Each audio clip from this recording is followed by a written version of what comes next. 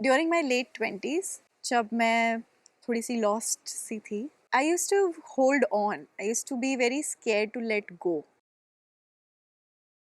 तो जब लोग बोलते हैं ना कि you have to be complete within yourself before you find a partner, you have to be whole, you have to be happy within yourself and you have to find another person who is complete within themselves. मुझे कभी इसका depth नहीं समझ में आता था या कभी मुझे उसका क्रक्स नहीं समझ में आता था. What do you mean by whole? मैं होल ही तो हूँ. अब क्या और क्या होल क्या चाहिए तुमको? और मतलब क्या और चाहिए? कहाँ से क्या लेकर आऊँ मैं? और but now when I am sitting here today and I am telling you this, that yes, it makes a lot of sense.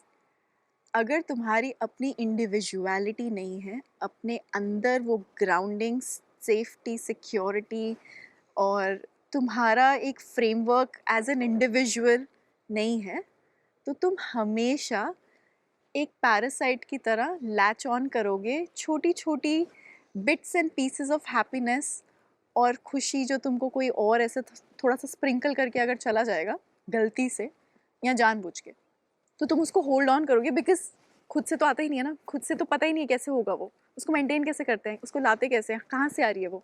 मुझे तो वहाँ से मिली है तो उसको होल्ड ऑन करते हैं, और अगर वहाँ से नहीं मिल रही है तो हम ढूंढेंगे, कहीं और जाएंगे, कुछ और करेंगे, और तरीके ढूंढेंगे जहाँ से हम वो फीलिंग मेंटेन रख सकते हैं. मेरा जो एक प्रॉब्लम था वॉज दैट मेरे अंदर मेरी अपनी इंडिविजुअलिटी नहीं थी, मेरे अपने थॉट्स नहीं थे, मेरा अपना फ्रेमवर्क नहीं था, मेरा अपना कोई ऐसा कोई फ्रेमवर्क नहीं था जहाँ से I was generating happiness within myself, by myself, for myself first, and then spilling it out in different aspects of my life. ऐसा कोई फ्रेमवर्क ही नहीं था, ऐसा कुछ था ही नहीं, ऐसा कभी थॉट ही नहीं दिया. तो जब वो नहीं था, which means I was just an empty vessel waiting for somebody to just pour a drop, you know, waiting for somebody to just give some happiness or some excitement or something, right? Because I was not doing it for myself.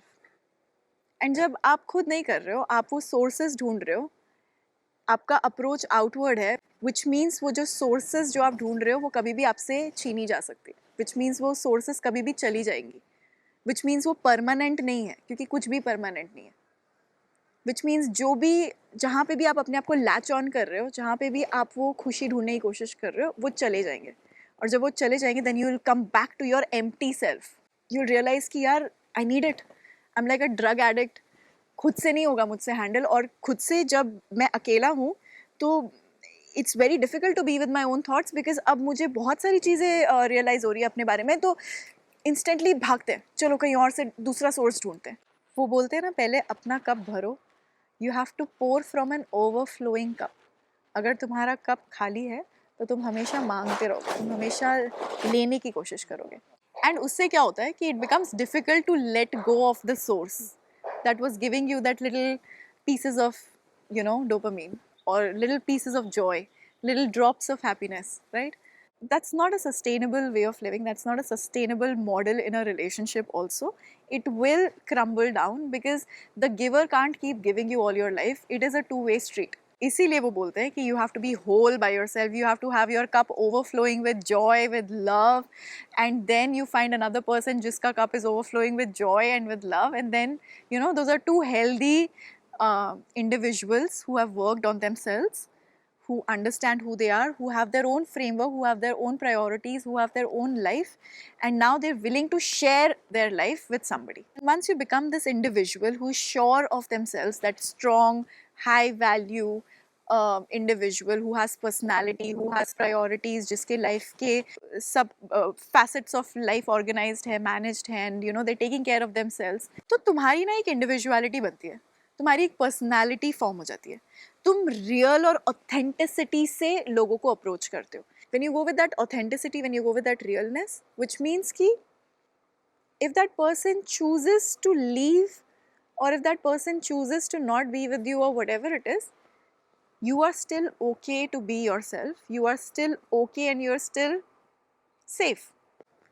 I'm okay because my cup is still overflowing, and I can still go out and I can find other people. It is difficult, I'm not saying it's the easiest thing, but you will reach that point, you will reach that level once you start working on yourself, and you realize कि हाँ ठीक है यार, कोई बात नहीं, मुझे reject किया इसका मतलब ये नहीं है कि I have to take it personally. It is because probably that person has different requirements in life. They are in a different space. They want something else. They have different expectations. They have different goals. So I'm not going to take it personally and I'm not going to be offended. I'm not going to be like, oh no, अब मैं इसको prove करूँगी. I'll put on a different mask. I'll try to impress them. I'll try to do this and that. No, वो करना ही नहीं है. क्यों करना है? The best part when you become that whole individual is you will be able to let people go. As I said, nothing is permanent in life. Nobody is permanent in life, and things will keep changing. And if you haven't built on yourself, if you haven't become self-reliant as an individual, तो ये सारी चीज़ें will come as a big झटका and it will shake you. But the good news is you can get back up. You can start where you are at whatever point in life जहाँ पे ये आपके साथ हो रहा है. Take a moment to take accountability of your actions yourself. Start where you are, start writing, start acknowledging. And then slowly, bit by bit, pieces by pieces, जैसे ही आप अपने ऊपर काम करने लग जाओगे, जैसे ही आप अपने आप को येस बोलने लग जाओगे एंड बाहर के डिस्ट्रैक्शंस को थोड़ी देर के लिए नो बोलोगे और बोलोगे कि हाँ ठीक है, I am not going to give in to instant gratification. I will in fact create something which is more stable and sustainable, जो कि मुझे लाइफ लॉन्ग तक मुझसे नहीं छीना जा सकता. जब आप उस चीज़ों पे फोकस करने लग जाओगे, जब आपके अंदर वो स्टेबिलिटी आ जाएगी कि हाँ ठीक है, now I can handle things my self. Now I have the confidence to pour into other people also. Now I have the confidence and the security कि कोई अगर कुछ बुरा भी करके जाएगा तो कोई बात नहीं, I can get back up. And when you're okay to let go, you will always and always feel self-assured. क्योंकि आपके अंदर वो ड्रग एडिक्ट वाले नशे नहीं है कि यार मुझे यहाँ से ये नहीं मिला तो पता नहीं क्या हो जाएगा, मुझे तो समझ ही नहीं आएगा कैसे मैं जी सकता हूँ लाइफ में और सब खत्म हो गया, सब बर्बाद हो गया और मैं अकेले तो कैसे जी नहीं सकता हूँ, तो अब मुझे कुछ और करना पड़ेगा या फिर जो भी है मुझे दारू पीनी पड़ेगी या मुझे ये करना पड़ेगा. You'll be okay.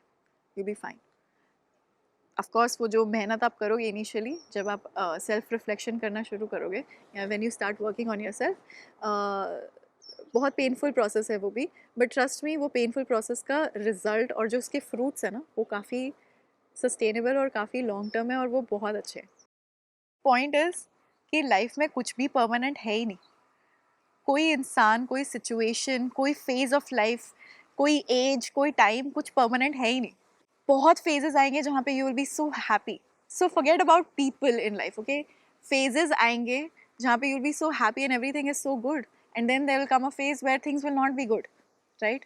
तो वो फेज को लेट गो करने में भी प्रॉब्लम होगी कि अरे यार उस टाइम पे इतना अच्छा लगता था या जो भी है, ठीक है, memories great but attachment not great. तो पहले तो अगर इसी माइंडसेट से अगर हम चलने लग जाएं कि हाँ nothing is permanent in this life, which means I have to prepare myself for change, I have to prepare myself for लोग who will leave. I have to prepare myself for situations that will come in my life, for phases that will change, for seasons that will change, for myself who will change, you know.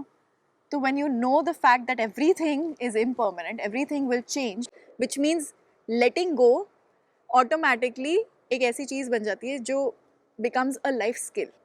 It becomes like something that you need to learn.